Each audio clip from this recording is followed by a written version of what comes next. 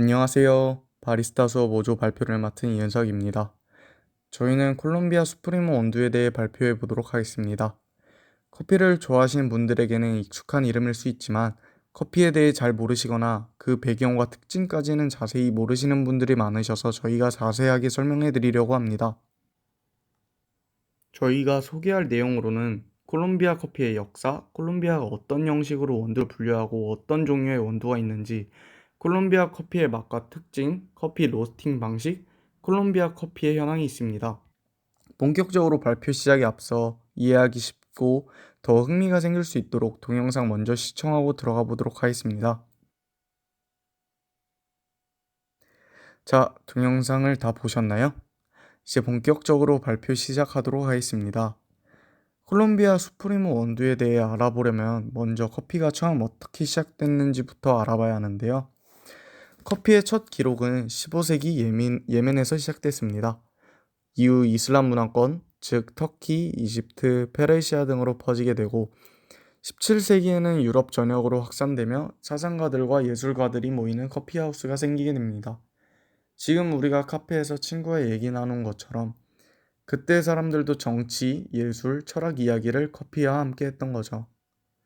커피는 단순한 음료가 아니라 사실상 사회를 움직이는 매개체였다고도 볼 수 있습니다. 그렇다면 커피와 연관이 없던 콜롬비아는 언제부터 커피를 재배하기 시작했을까요? 콜롬비아에 커피가 처음 전해진 건 1730년 스페인 선교사들을 통해서입니다. 이들은 예수회 소속이었고 선교 활동을 위해 남미로 건너오면서 커피 나무를 함께 들여오게 되었죠. 이후 이 커피 나무들을 시작으로 19세기 후반부터 커피 재배가 본격적으로 늘어나면서 콜롬비아는 세계적인 커피 생산국으로 떠오르게 됩니다. 지금은 브라질, 베트남과 함께 세계 3대 커피 중 하나입니다. 콜롬비아는 한때 스페인의 지배를 받던 지역이었습니다. 스페인은 유럽에서의 전염병, 정복 과정 등으로 인해 원주민 수가 급격하게 줄게 되었고 스페인 본토 주민과 아프리카 노예들을 대거히 이주시키게 됩니다. 이로 인해 다양한 인종과 문화가 섞이게 되었고 지금의 다문화적 콜롬비아 사회가 형성되었습니다. 이 배경은 커피 산업에도 영향을 줬습니다. 커피 재배는 단순한 농업이 아니라 문화와 공동체의 중요한 일부분이 된 거죠. 이제 오늘의 주제인 콜롬비아 수프리모 원두에 대해 알아보겠습니다. 수프리모는 콜롬비아에서 사용하는 등급 명칭인데요. 여기서 수프리모는 스페인어로 최고의, 최상의라는 뜻을 가지고 있어요. 단순히 마케팅 용어가 아니라 실제로 원두 크기를 기준으로 분류하는 공식 용어입니다. 콜롬비아에서는 수확한 원두를 스크린 사이즈로 분류하는데 여기서 수프리모는 가장 큰 17에서 18 사이즈의 원두만을 뜻하고 이처럼 크고 균일한 원두는 수금을 머금는 양도 안정적이고 로스팅 시 열이 골고루 전달돼서 맛이 더 균형 있게 나오게 됩니다. 수프리모보다 살짝 더 작은 사이즈의 원두를 엑셀소라고 부르고 그것보다 더 작은 사이즈의 원두를 UGQ라고 합니다. UGQ는 수출하지 않고 오로지 콜롬비아에서만 내수로 처리되고 있어요. 콜롬비아 커피는 모두 아라비카 품종인데요. 그 안에서도 다양한 하위 품종들이 존재합니다. 티피카는 가장 오래된 품종이며 뛰어난 산미를 자랑하고 버번은 단맛과 부드러운 산미, 고지대 양미가 우수하죠. 또한 카투라는 생산성이 높고 균형 잡힌 맛이며 카스타티오는 명충에 강하고 품질도 좋은 식품종입니다. 이렇게 다양한 품종이 콜롬비아 커피의 풍부한 향미 스펙트럼을 가능하게 만들죠. 참고로 스프리모 원두의 가공 방식은 워시드 방식, 그 중에서도 폴리 워시드 가공법을 사용합니다. 콜롬비아 커피는 주로 소규모 가족 농가에 의해 재배되고 수확도 대부분 수작업으로 이루어집니다.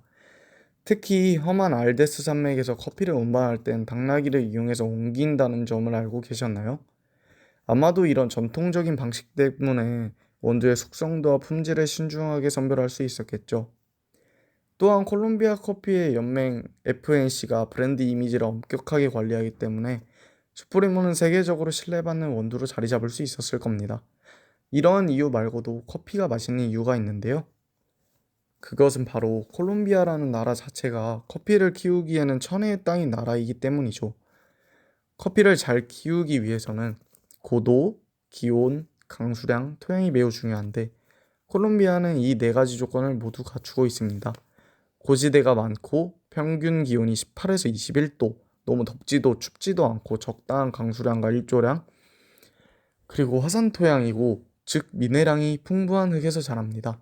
이런 환경 덕분에 콜롬비아에서 자란 커피는 더 맛있을 수밖에 없게 된 거죠. 그렇다면 콜롬비아 수프리모 원두의 맛은 어떨까요? 콜롬비아 커피는 전반적으로 밝은 산미, 깔끔한 바디감, 균형 잡힌 단맛을 가지고 있는 게 특징입니다. 흔히 캐러멜, 초콜릿, 견과류 같은 단맛으로 묘사되며 여운이 부드럽게 이어집니다. 저희 조가 수프리모 원두를 직접 추출해서 시음해 본 결과 저희는 고소하고 은은한 담향이 났던 걸로 기억하고 첫 모금에는 산미가 느껴졌지만 뒤로 갈수록 초콜릿의 단맛, 전체적으로는 깔끔하며 목 넘김이 부드러웠던 것으로 기억납니다. 원두는 로스팅에 따라 맛이 천차만별인데요.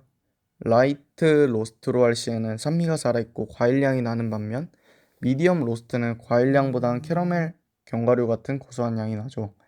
다크 로스트는 쓴맛과 스파이시함이 나서 강하고 자극적인 커피를 좋아하시는 분께 적합하다고 볼 수 있습니다. 이처럼 로스팅은 커피의 성격을 바꾸는데 중요한 요소라고 볼 수 있어요. 현재 콜롬비아 커피 산업은 도전에 직면해 있습니다. 엘니뇨 현상으로 인해 해충이 증가하면서 커피 생산량이 감소됐고 2019년도에는 1,400만 포대를 생산하던 게 2023년에는 3분의 1이 줄어든 1,100만 포대를 생산했습니다. 미국과의 무역 마찰도 크나큰 악영향을 주고 있죠. 그럼에도 불구하고 콜롬비아 커피는 여전히 미국 수출량의 29%를 차지할 정도로 사랑받고 있어요. 국내에서도 콜롬비아 수프리모 원두를 사용하는 카페들이 있는데 서울에서는 더체인버, 커피 볶는 아침, 곤발커피, 카페 051이 있습니다. 안산에는 카페 소굿, 바바카멜, 고바슨, 행복한 커피가 있으니 혹시라도 콜롬비아 수프리모 원두의 맛이 궁금하다면 직접 가셔서 한번 맛을 보시는 것도 좋은 경험이 될 거라고 생각이 드네요. 마지막으로 저희가 수프리모 원두를 사용하고 있는 카페에 직접 가서 인터뷰를 한 내용입니다. 소우 카페에서는 열풍 로스팅 방식을 사용하고 있었고 핸드드립 방식으로 커피를 추출하고 있었는데요. 추출 기계를 이용하게 되면 높은 압으로 인해 커피의 신맛과 기름이 빠져나오게 되지만 핸드드립 방식으로 커피를 추출하면 커피의 구수한 맛은 극대화되고 향은 더욱 진해지며 반대로 기름은 전혀 안 나와서 핸드드립 방식을 이용하고 계셨습니다. 이상으로 발표를 마치겠습니다. 감사합니다.